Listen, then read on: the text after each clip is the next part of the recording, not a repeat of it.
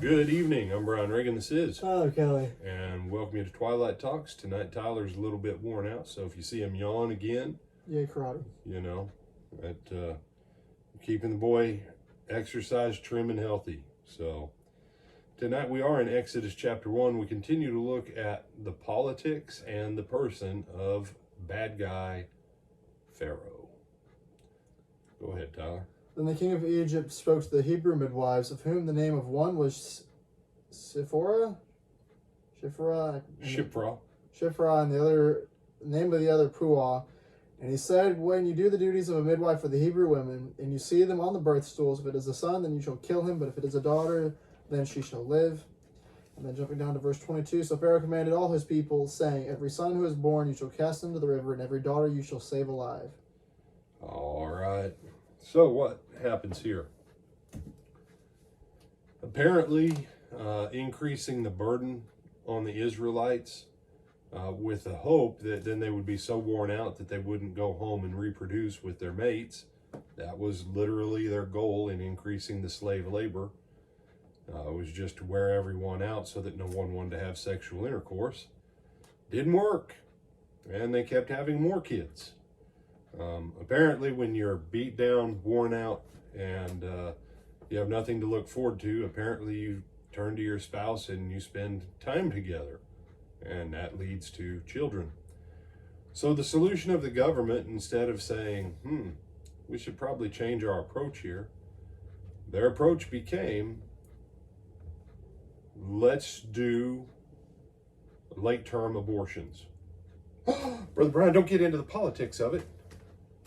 Since in many states it is legal to deliver the child and finish terminating them, there really isn't a lot of difference.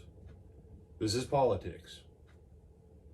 Wicked politics in the days of Pharaoh in Exodus chapter 1 are the same as wicked politics in America.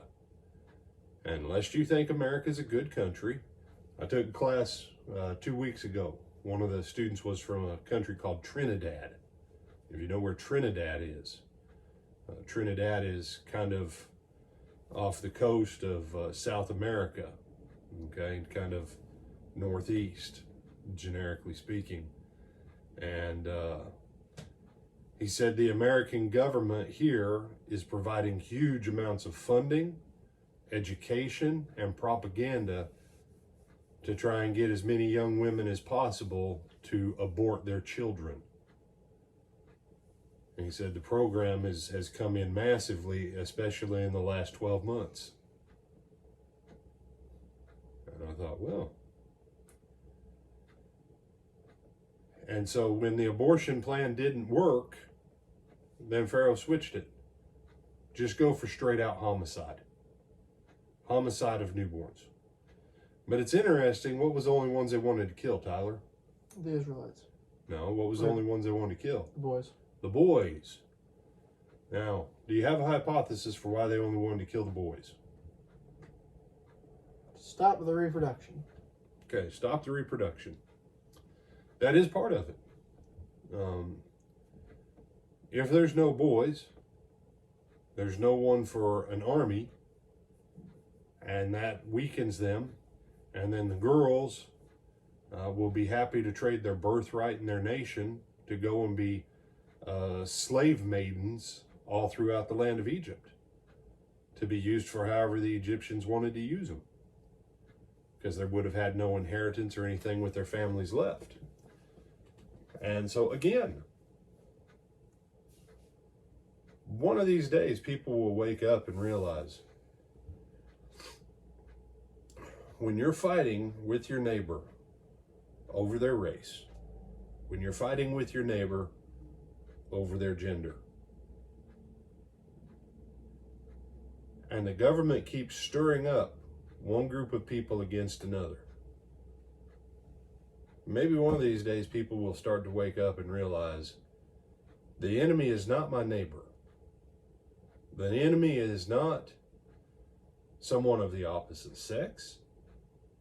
The enemy is wickedness motivated by greed and power through the system of politics and public information that turns one segment of a culture against another so that a very small handful of people retain power.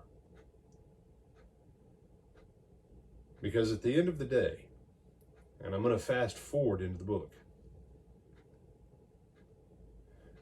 the children of the people that threw those children into the river, Tyler, where did those children end up dying 80 years later, their grandchildren? In the desert. No. The grandchildren of the Egyptians, Oh, in the whatchamacallit. their boys were all in Pharaoh's army. So they all went flying into the Red Sea. But you know who lived? Pharaoh, because he didn't lead the men down into the Red Sea after the people. He sent his men in, who were the grandchildren of these people who tried to kill.